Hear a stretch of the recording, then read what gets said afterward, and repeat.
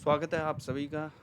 आज जैसा आप देख रहे होंगे, आज हम करंट अफ़ेयर के ऊपर चर्चा करेंगे। मैं केवल वही टॉपिक कराऊँगा जो आपके एग्ज़ाम के लिए मोस्ट इम्पोर्टेंट है, मतलब बहुत ज़रूरी टॉपिक आपको कराऊँगा। सारा करंट अफ़ेयर मैं नहीं करा सकता हूँ, है ना? और पूरा का पूरा यूपीएससी सिलेबस मैं कवर नहीं करा पाऊँगा, क्योंकि आप सभी जानते हैं बहुत बड़ा सिलेबस है। एक व्यक्ति पूरे सिलेबस को, पूरे करंट अफ़ेयर को कवर नहीं करा सकता है। तो मैं केवल वही इम्पोर्टेंट टॉपिक लूँगा जो आपके एग्ज़ाम में आने के कम से कम 90% चांस होंगे। वो पीटी में भी आ सकता है, वो मेंस में भी आ सकता है, और वो आपके पर्सनैलिटी टेस्ट में भी क्वेश्चन पूछा जा सकता है। तो आज इसी में आपको लेकर आया हूँ। वो कौन सा टॉपिक है? ग्रेट निकोबार परियोजना। ये हमारे एग्ज़ाम के लिए बहुत इंपॉर्टेंट है, और इस बार मुझे पक्का यकीन है इस बार आपके एग्ज़ाम में ज़रूर आएगा। मेंस में नहीं आएगा, इस साल नहीं आएगा, तो नेक्स्ट ईयर ये ज़रूर पूछा जाएगा। तो आप लोग बिल्कुल प्रिपेयर रहना, इस क्वेश्चन को तैयार रखना। तो चलते हैं, शुरू करते हैं। अब क्या है ग्रेट निकोबार परियोजना, एक एक करके हम जान लेते हैं। कॉन्सेप्ट किसने दिया? नीति आयोग। नीति आयोग ने सिफारिश की, भाई ग्रेट निकोबार में क्या होना चाहिए? ग्रेट निकोबार का एक समग्र विकास होना चाहिए, और इसके लिए कितना? 72,000 करोड़ की परियोजना है। ये छोटी मोटी परियोजना नहीं है, 72,000 करोड़ की परियोजना है। तो ये बहुत बड़ी परियोजना है, और इसमें केवल ऐसा नहीं है कि एक छोटा सा काम किया जाएगा, बहुत लंबे स्तर पर इस पर काम होगा और काफ़ी लंबा समय लगेगा। कई सारी चीज़ें इसमें बनानी है, तो एक एक करके जान लेते हैं क्या क्या चीज़ें होंगी इसमें। तो इस योजना को अंडमान निकोबार द्वीप समूह एकीकृत विकास समूह को दी गई है, और इसके द्वारा इसका क्या किया जाएगा? इम्प्लीमेंटेशन किया जाएगा। ठीक है, तो आपको इसको समझना होगा। अब आगे क्या कहता है, इस परियोजना में क्या क्या प्रोजेक्ट शामिल रहेंगे? तो परियोजना में जो भी परियोजना है ना, उसमें क्या क्या इंक्लूड रहेगा पूरे प्रोजेक्ट में, एक एक करके जान लेते हैं। तो एक टर्मिनल बनेगा, है ना, एक अंतर्राष्ट्रीय कंटेनर। तो ये टर्मिनल बनेगा एक, तो ये याद रखना, ये फैक्ट के रूप में याद रखना। अगर मेंस में आएगा तो भी आपको लिखना पड़ेगा, नहीं तो पीटी में आपसे पूछ लेगा इसके बारे में। तो आप लोग तैयार रहना। और क्या इसमें बोला है? 4,000 यात्रियों को संभालने वाली क्षमता वाला एक अंतर्राष्ट्रीय हवाई अड्डा भी बनेगा। यानी ये केवल भारतीय लोगों का अड्डा नहीं है, यहाँ पर इंटरनेशनल लेवल पे आप कहीं और से भी फ़्लाइट पकड़ पाओगे। जैसे हो सकता है म्यांमार के लिए फ़्लाइट हो सकता है थाईलैंड से डायरेक्ट फ़्लाइट हो, श्रीलंका से डायरेक्ट फ़्लाइट हो, या हो सकता है किसी और कंट्री से भी यहाँ पर डायरेक्ट फ़्लाइट हो। ऑस्ट्रेलिया से हो सकता है, क्योंकि उधर से ऑस्ट्रेलिया पास पड़ेगा, तो कहीं से भी हो सकता है, ये हम बाद में चर्चा कर लेंगे जैसे भी होगा। एक पूरी की पूरी टाउनशिप बनाई जाएगी, तो ये बहुत इंपॉर्टेंट है, एक एक एक करके इसको पढ़ना। और 16,610 हेक्टर का एक गैस और सोलर आधारित क्या बनाया जाएगा? बिजली संयंत्र बनाया जाएगा। तो ये चारों फैक्ट आप याद कर लेना, बहुत इंपॉर्टेंट है। आगे और देख लेते हैं क्या क्या चीज़ें इसमें शामिल है। तो ग्रेट निकोबार जो द्वीप है उसमें मलक्का जलमरूद, आप सभी जानते हैं इसके बारे में, अगर नहीं जानते तो नेट पे सर्च कर लेना, आपको मिल जाएगा। जो हिंद और प्रशांत महासागर को जोड़ने वाला मुख्य जल मार्ग है। अभी आपको बताता हूँ, शायद मैंने मैप लगा रखा है तो उसमें मैं आपको बता दूंगा मलक्का क्या है। ठीक है, आईसीटीटी जो ग्रेट निकोबार है उसमें कार्गो शिपमेंट, आप सभी को पता है कार्गो शिपमेंट ये बहुत इंपॉर्टेंट है। इसके जरिए क्या होगा? क्षेत्र को वैश्विक समुद्री अर्थव्यवस्था में भाग लेने में मदद मिलेगी। अभी इसके बारे में जब आप इसको मलक्का के बारे में आपको मैप में दिखा दूंगा, तब मैं आपको बताऊंगा कि क्यों इम्पोर्टेंट है ये हमारे लिए। अब इसमें प्रस्तावित किया गया है जिसमें बिजली संयंत्र वगैरह ये सब लगाए जाएंगे, और कहाँ लगाएंगे ये सब आप देख लेना। गैलेथिया खाड़ी, तो ये याद रखना, गैलेथिया खाड़ी कहाँ पर है?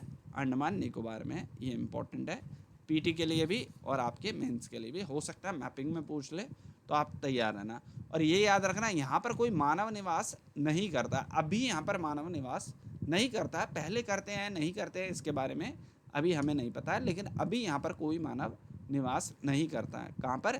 गैलेथिया खाड़ी में। अब आ जाते हैं, इसको देख लेते हैं, एक बार मैं जूम करके आपको दिखा दूं कहाँ पर क्या है। ये देखिए गैलिथिया बाय, ये देखो ये इंदिरा पॉइंट है, तो ये खाड़ी वाला एरिया है, ये यहाँ पर है, और यहाँ पर इंटरनेशनल एयरपोर्ट बनेगा, ये रहा 2 पे, और 1 पर ये रहा। ठीक है, और ये 3rd पे देख लो, 3rd पे टाउनशिप बननी है, यहाँ पर ये वाले एरिया पे टाउनशिप बननी है। तो ये पूरा का पूरा आप देख रहे हैं, और ये हमारे लिए क्यों इंपॉर्टेंट है ये भी मैं बताऊँगा। ये पॉइंट देख लो, है ना, 1st, 2nd, 4th और 3rd, ये पॉइंट देख लेना, यहाँ पर हम डेवलपमेंट का काम करेंगे। अगर आपको दिक्कत हो तो नेट से इसको डाउनलोड कर लेना, मिल जाएगा आपको। और ये देखो ये पूरा अंडमान निकोबार है, तो ये लास्ट वाला जो है ना, ये लास्ट वाला इस वाले एरिया में बनेगा। ये ग्रीन ग्रीन आप देख रहे हो, ये पूरा मैप उसी का है, ये ग्रीन वाले मैप का ये पूरा का पूरा मैप है। तो आप नेट से भी इसको देख सकते हैं। आगे चलते हैं और देख लेते हैं क्या है। अब देखो, अभी मलक्का के बारे में आपको बता रहा था। देखो ये है, ये आप देख रहे हो, आपको दिख रहा होगा ये वाला मलेशिया के नीचे दिख रहा है सिंगापुर से। तो यहाँ से शिपमेंट आता है साउथ चाइना से, यहाँ से क्या आते हैं, शिपमेंट आते हैं कंटेनर। आपने देखे होंगे जो जहाज़ में पानी आता है, फिर यहाँ से वो निकल जाता है। तो ये इम्पोर्टेंट जो हिस्सा है ना, ये इंडिया का ये वाला।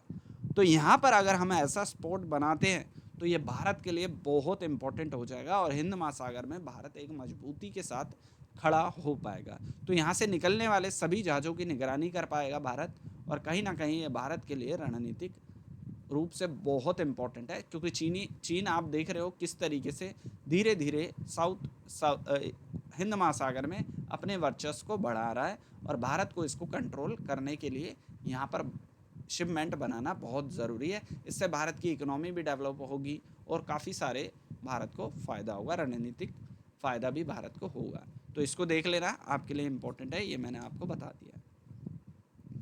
अब देख लेते हैं। देखो मैप में भी आप बना सकते हो इसको, ऐसा नहीं है। अगर मैप में आपको ज़रूरत पड़ती है, जैसे मेंस में आंसर लिखते हो, तो इसको थोड़ा सा आप बना सकते हो, ठीक है। अभी और देख लेते हैं और इसमें क्या क्या इंपॉर्टेंट है। अब अंडमान और निकोबार द्वीप समूह का सामरिक महत्व क्या है, अभी जान लेते हैं। सामरिक महत्व क्यों हमारे लिए इंपॉर्टेंट है। जैसा कि मैंने आपको बताया कि चीन की जो सेना है, हिंद महासागर में हस्तक्षेप को देखते हुए ये हमारे लिए बहुत इंपॉर्टेंट हो जाता है। आप देख रहे हो ना, हिंद महासागर में चीन का इंटरफेयर बड़ी तेज़ी से बढ़ रहा है, जो भारत के लिए खतरे से खाली नहीं है। और इसमें कहीं ना कहीं हमारे क्वाड संगठन वगैरह ये सब भी हमें सपोर्ट कर रहे हैं। अमेरिका भी सपोर्ट कर रहा है, उधर से ऑस्ट्रेलिया का भी सपोर्ट हमें मिल रहा है। तो लगभग काफ़ी देश हमको सपोर्ट भी कर रहे हैं इसको लेकर। तो ये विशाल क्षेत्र निगरानी के लिए इम्पोर्टेंट है। अभी आप देख रहे हो ना, निगरानी के लिए कितना इंपॉर्टेंट है उस एरिया में। जैसे अभी पीछे चलता हूँ, मैं आपको दिखाता हूँ। अगर हम यहाँ पर कुछ डेवलप करते हैं तो इस पूरे एरिया को हम कवर कर पाएंगे। म्यांमार से लेकर ये पूरा का पूरा इंडोनेशिया, सिंगापुर वगैरह, इस पूरे एरिया को हम बड़े अच्छे से कवर कर पाएंगे। और इसलिए ये भारत के लिए बहुत इंपॉर्टेंट प्रोजेक्ट है। ये IR के लिए इम्पोर्टेंट है। मैं आपको बता दूँ, ये जो क्वेश्चन पेपर है, ये जो टॉपिक है, ये IR के लिए, पर्यावरण के लिए कई सारे टॉपिकों को कवर करेगा। तो इसको केवल एक ही टॉपिक में आपको नहीं देखना है, कई टॉपिक को ये कवर करेगा। तो विशाल क्षेत्र की निगरानी कर पाएंगे। और सैनिक दुस्साहस की, जैसे कोई चाइना वगैरह का कोई भी देश आकर यहाँ सैनिक एक्टिविटी करता है, तो हम बड़ी मजबूती से उसका जवाब दे पाएंगे। ठीक है, आपको समझ में आ गया होगा ये हमारे लिए क्यों इम्पोर्टेंट है।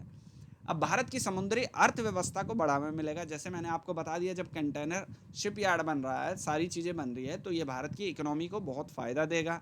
बुनियादी ढांचे का डेवलपमेंट होगा यहाँ पर, ठीक है। और ये द्वीप जो है, द्वीप समूह हिंद महासागर के दक्षिण पूर्व एशिया, ठीक है, के मुख्य शिपिंग मार्ग के निकट है। आपको बताया ना, वो मलक्का जो खाड़ी है उसके निकट है। तो ये रणनीतिक रूप से भी ये बहुत इम्पोर्टेंट है, साउथ ईस्ट एशिया के लिए ये बहुत इम्पोर्टेंट है। तो आप एक एक पॉइंट को याद रखना ताकि आप पेपर में इसको लिख सको। अब इस परियोजना का विरोध क्यों हो रहा है। अब देखो, विरोध तो होगा ना। अब ये पर्यावरण पे चला गया क्वेश्चन, अभी तक IR का था, अब ये पर्यावरण पे आ गया। जब भी पर्यावरण का विरोध होगा, पर्यावरण का सपोर्ट होगा, तो आप समझ लेना ये क्वेश्चन अब कहाँ कन्वर्ट हो गया, ये पर्यावरण में हो गया। अभी तक IR में पढ़ रहे थे, अब पर्यावरण में आ गया। अब देखो, जनजातीय अधिकारों का इसमें उल्लंघन होगा, ये सीधी सी बात है, बिल्कुल होगा। होगा या नहीं होगा, तो इसकी आलोचना की जाएगी, सीधी सी बात है। और लगभग 130 वर्ग किलोमीटर की वन भूमि का उपयोग किया जाना है। अब भाई पेड़ तो कटेंगे ही। जब वन क्षेत्र है, आपको सभी को पता है कि वो फॉरेस्ट के लिए बहुत इंपॉर्टेंट एरिया है। तो लगभग 10 लाख पेड़ काटे जाएंगे। आप समझ रहे हो, ऐसा अंदाज़ा, लगभग 10 लाख पेड़ काटे जाएंगे। दिल्ली में आप एक पेड़ काट के तो देखो है ना, और वहाँ पर 10 लाख पेड़ काटने की बात हो रही है। तो ये कहीं ना कहीं पर्यावरण के लिए बहुत खतरा रहेगा। तो ये सब पॉइंट आपको लिखने हैं। अब भारत सरकार ने 2 वन्य जीव अभ्यारण्य, ध्यान से सुनना, 2 वन्य जीव अभ्यारण्य भी है इसमें, है ना। कौन कौन से है, गैलिथिया खाड़ी वन्य जीव अभ्यारण्य, मेगापोडा वन्य जीव अभ्यारण्य, ठीक है। ये गैर अधिसूचित किया है। देखो, जब तक ये अधिसूचित रहेगा तब तक आप इसमें इंटरफेयर नहीं कर पाएंगे, पेड़ों को नहीं काट पाएंगे, कोई भी मानव एक्टिविटी या कुछ भी इस तरह की एक्टिविटी आप नहीं कर पाओगे। तो इसको गैर अधिसूचित कर दिया है ताकि हम यहाँ पर एक्टिविटी कर सकें। आप समझ गए ना क्यों गैर अधिसूचित किया है। तो ये आपको समझ में आ रहा होगा। जो विशाल चमड़े वाले कछुए आप सभी को जानते हैं, ये पीटी के लिए इंपॉर्टेंट है, आप इसको लिख लेना। गैर चमड़े वाले कछुए है जो, उसके लिए है कि ये बहुत इंपॉर्टेंट जगह है और दुनिया के सबसे बड़े घोंसले वाले स्थानों में से एक है। जो कछुए के घोंसले वाले स्थान है उसके लिए ये बहुत इंपॉर्टेंट है पूरे वर्ल्ड में, तो छोटी मोटी चीज़ नहीं है। ये पारिस्थितिकी तंत्र के लिए, जैव विविधता के लिए ये बहुत इंपॉर्टेंट एरिया है। तो आगे क्या कहता है, लेदर बैक कछुए के लिए निकोबार जो है, मेगापोडा, दोनों वन्यजीव अभ्यारण्य संरक्षण मिला हुआ है इसको 1972 के अनुसूची 1 के तहत। तो आप सभी को पता है अनुसूची 1 में अगर किसी को संरक्षण मिल जाता है तो वहाँ पर एक्टिविटी करना बहुत मुश्किल हो जाता है। इसीलिए तो पर्यावरण के जितने भी लोग हैं जो पर्यावरण को सपोर्ट करते हैं, तो सरकार की वो लोग आलोचना कर रहे हैं, चाहे वो भारत में हो चाहे भारत के बाहर हो। तो ग्रेट निकोबार में लिटिल निकोबार की जनजाति परिषद ने भी पहले तो इस परियोजना का सपोर्ट किया और बाद में उन्होंने इस परियोजना से अपना आपत्ति, देखो पहले क्या था, इन्होंने एनओसी दे दिया, कहा भाई आपको जो भी एक्टिविटी, आप सभी को पता है अगर हम जनजाति एरिया में कोई भी एक्टिविटी करते हैं तो वहाँ जनजाति जो एरिया रह रहा है उनसे हमें एनओसी लेनी पड़ती है कि हम यहाँ पर कोई एक्टिविटी कर रहे हैं। तो जनजाति एरिया ने पहले तो एनओसी दे दी, लेकिन बाद में जब प्रोजेक्ट के बारे में पता लगता है इतना बड़ा प्रोजेक्ट है और इससे बहुत ज़्यादा पर्यावरण को नुकसान होगा, उनकी जनजातियों को शिफ्ट भी करना पड़ सकता है, तो उसके बाद इन्होंने अपना क्या लिया, जो एनओसी थी है ना, नॉन ऑब्जेक्शन सर्टिफिकेट, उसको वापसी ले लिया है कि हमें भाई अब ऑब्जेक्शन है। पहले तो उन्होंने दे दिया, बाद में उन्होंने ऑब्जेक्शन क्रिएट कर दिया, वापस ले लिया।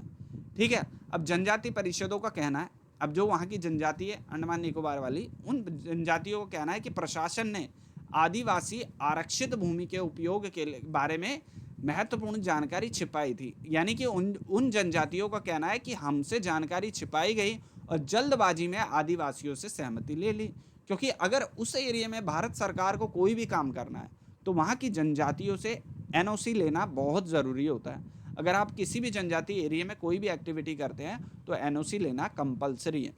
ठीक है, और एक इसमें सबसे इम्पोर्टेंट बात है ये वाली, देखो आप सभी को पता है वो कहाँ है, बिल्कुल लास्ट छोर पे इंदिरा पॉइंट के आसपास का एरिया है। तो जब सुनामी आई थी 2005 में तो ये पूरा का पूरा आइलैंड तबाह हो गया था, है ना। तो यहाँ से जनजातियाँ शिफ्ट हो गई थी, तो यहाँ से सुनामी आने के बाद इनको पुनर्वास के लिए बार बार ज़मीनों पर वापस जाने की मांग कर रहे थे। देखो यहाँ पर क्या हुआ था, ये वाला एरिया है ना, तो यहाँ पर क्या हुआ था, जब सुनामी आई थी तो ये लोग पीछे की तरफ चले गए थे, यानी इन्हों के जो जहाँ रहने वाला एरिया था वहाँ से छोड़कर ये पीछे की तरफ चले गए थे, क्योंकि सुनामी आने से वहाँ पर पानी भर गया था और इन लोगों को काफ़ी नुकसान भी हुआ था। तो यहाँ से इन लोगों को पीछे की तरफ शिफ्ट कर दिया था, दूसरे आइलैंड पे शिफ्ट कर दिया, पीछे की तरफ शिफ्ट कर दिया। तो उसके बाद इन्होंने सरकार से कहा हमें भाई वही जगह दो जहाँ हम पहले से रह रहे थे सुनामी आने से पहले। तो सरकार ने इनको वहाँ रहने की परमिशन नहीं दी, क्योंकि सरकार के दिमाग में तो पहले से ही प्रोजेक्ट था, तो सरकार ने इनको वहाँ रहने की परमिशन नहीं दी और बाद में ये प्रोजेक्ट आ जाता है। तो इस वजह से भी वहाँ के जनजाति लोग क्या कर रहे हैं, वहाँ पर इनके खिलाफ एक्शन ले रहे हैं। तो यहाँ पर आदम जनजाति रहती है, आप सभी को पता है, शोम्पेन, इसको याद रखना है, पीटी के लिए इंपॉर्टेंट है, जिनका दुनिया से कोई संपर्क नहीं है। अब देखो हमारे लिए क्यों नुकसानदायक है, क्योंकि जिनका दुनिया से कोई संपर्क नहीं है, अगर वो किसी के संपर्क में आते हैं तो उनको कोई बीमारी हो सकती है और ये पूरी की पूरी जनजाति समाप्त हो सकती है। कुछ शंपे बस्ती में अन्य क्षेत्र भी मौजूद है जहाँ पर आप देखोगे अगर टर्मिनल बनता है तो बाहर के लोग भी आएंगे और उनको तरह तरह की बीमारी होगी। मान लो उनको अगर कोई बीमारी लग जाती है तो वो उनकी पूरी जनजाति ही समाप्त हो जाएगी। तो इस तरह, क्योंकि वो बीमारियों से अभी उनकी एंटीबॉडीज़ नहीं बनी है, अगर वहाँ पर गलती से भी अगर कोई इस तरह की बीमारी चली गई तो उन लोगों का जीवन हमेशा के लिए समाप्त हो सकता है। इतना संवेदनशील एरिया है वो। अब अंडमान निकोबार द्वीप समूह क्या है, भूकंपीय क्षेत्र में आता है और आप सभी को पता है ये रिंग ऑफ फायर में आता है। ये बहुत इंपॉर्टेंट है आपके लिए, रिंग ऑफ फायर। तो देखो वहाँ पर मान लो ये शिपमेंट बनाते हैं, कोई बड़ा प्रोजेक्ट लेकर आते हैं मान लो, है ना, और वहाँ पर कोई तगड़ा सा भूकंप आ जाए तो 72,000 करोड़ सारा पानी में मिल जाएगा। आप सभी को मैंने बताया ना वहाँ पर सुनामी भी आ चुकी है और 72,000 करोड़ की परियोजना है और रिंग और फायर में भी है। तो मान लो ये प्रोजेक्ट ले भी आ जाते हैं और भगवान ना चाहे कोई इस तरह की अनहोनी हो गई तो ये सारा का सारा प्रोजेक्ट तबाह हो सकता है। तो ये भी एक बहुत बड़ा मुद्दा है वहाँ पर। तो ये सारे इंपॉर्टेंट पॉइंट आपने देख लिए हैं। अब देखो यूपीएससी आपसे 2 पॉइंट पूछेगा। इस क्वेश्चन में 2 ही क्वेश्चन बनेंगे। पहला तो पर्यावरण को लेकर और दूसरा ये वाला क्वेश्चन, ये बहुत इंपॉर्टेंट है कि पर्यावरण, जनजाति वगैरह सारे इशू हैं, लेकिन भारत के लिए ये क्यों इंपॉर्टेंट है, आपसे यही पूछेगा ना। देखो जब भारत सरकार कोई परियोजना लेकर आई है, वो सीधी सी बात है भारत के लिए बहुत इंपॉर्टेंट होगी, तभी तो ऐसे एरिया में वो प्रोजेक्ट लेकर आया। और आईआर आप सभी पढ़ चुके हैं कि जिस तरीके से चाइना हिंद महासागर में अपने वर्चस्व को बढ़ा रहा है, तो भारत के लिए ये प्रोजेक्ट बहुत इंपॉर्टेंट है। तो आप इसके पॉजिटिव इम्पैक्ट लिखेंगे तो क्या क्या लिखेंगे, क्योंकि आपको तो पॉजिटिव लिखना है ना, सरकार के अगेंस्ट तो लिखोगे नहीं आप। अगर पर्यावरण में आएगा तो अगेंस्ट में आएगा, सरकार के अगेंस्ट में। और आईआर में ये आता है या किसी भी तरह से ये भारत सरकार के सपोर्ट में आता है, तो आप इसके पॉजिटिव इम्पैक्ट ज़रूर लिखेंगे। अब पॉजिटिव में क्या लिखेंगे, वही समुद्री सुरक्षा को बढ़ाना होगा और भारत को अपने निगरानी क्षेत्र को बढ़ाना होगा। द्वीपों की सुरक्षा सुनिश्चित की जानी चाहिए ताकि उन पर अवैध गतिविधियों में लिप्त संस्थाओं द्वारा कब्जा करने या उनका उपयोग करने का प्रयास ना किया जाए। देखो कोई भी वहाँ पर कब्जा कर सकता है, आप सभी को पता है, वो ऐसे भारत के लैंड में तो है नहीं, आपको सबको पता है वो एक आइलैंड के रूप में है, तो वहाँ की सुरक्षा बहुत इंपॉर्टेंट हो जाती है। आगे हमें क्या लिखना पड़ेगा कि पूर्व से किसी भी सैनिक का आक्रमण हो सकता है। आप सभी को पता है चीन इंटरफेयर कर रहा है और वहाँ आसपास कई सारे देश है जो भारत से तो दूर पड़ता है, लेकिन अन्य देशों से वो बहुत करीब पड़ता है। इंडोनेशिया के करीब है ना, म्यांमार के वो बहुत करीब है ना, और चीन भी आप देख रहे हो किस तरह से वहाँ पर एक्टिविटी कर रहा है। तो आप देखेंगे ये बहुत इंपॉर्टेंट हो जाता है, तो कोई सैनिक दुस्साहस भी कर सकता है, तो इसलिए भी ये हमारे लिए इम्पोर्टेंट है। यहाँ पर सेना, नौसेना की, वायुसेना की मजबूत उपस्थिति हमें देनी पड़ेगी। तो हमारा कहना ये रहेगा कि वहाँ केवल एक शिपमेंट वगैरह ये सब ना बनाए, बल्कि सेना के लिए भी एक बहुत इम्पोर्टेंट एरिया है, तो वहाँ सेना की भी एक्टिविटी को मजबूत किया जाए। और भारत की अर्थव्यवस्था के लिए तो ये इम्पोर्टेंट है ही, आप सभी को पता है जब वहाँ कंटेनर शिपमेंट बनाया जाएगा तो भारत की अर्थव्यवस्था को इससे क्या मिलेगी, गति मिलेगी या नहीं मिलेगी। तो आपने देख लिया होगा ये कितना इम्पोर्टेंट है हमारे लिए।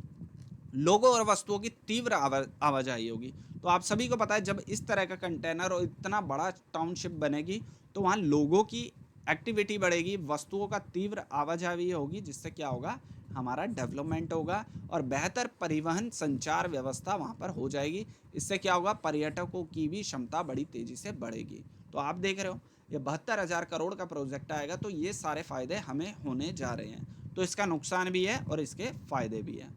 गैलेथिया खाड़ी जो है वो ग्रेट निकोबार द्वीप में ट्रांसपोर्ट शिपमेंट पोर्ट पर काम बड़ी तेजी लानी चाहिए। तो आप इसके पॉजिटिविटी में लिखेंगे कि भाई इस पोर्ट पे बड़ी तेजी से काम करना चाहिए, ताकि हम अंतर्राष्ट्रीय स्तर पर भी भारत के शिपमेंट के लिए, मरम्मत या लॉजिस्टिक के लिए समुद्री सेवा विकसित की जा सके। तो ये सारी बातें आप लिख दोगे। और भारत के उत्तरी सीमाओं पर रक्षा संरचना के लिए दी जाने वाली रियायतों को, जैसे आपने देखा कि उत्तर भारत में क्या हुआ, रोडों का आपने देखा ना, चीन तक रोड बनाने के लिए जो 4 धाम प्रोजेक्ट है आप सभी जानते हैं, उसके लिए सरकार ने, सुप्रीम कोर्ट ने वहाँ परमिशन दी कि हाँ भाई ये अंतर्राष्ट्रीय बॉर्डर वहाँ लगता है चीन का, और वहाँ आए दिन कुछ ना कुछ एक्टिविटी होती रहती है चीन के द्वारा, तो वहाँ पर सरकार को पहाड़ों को काटने की और रोडों को चौड़ा करने की परमिशन सुप्रीम कोर्ट ने भी दी है, क्योंकि वो रणनीतिक रूप से इम्पोर्टेंट थी।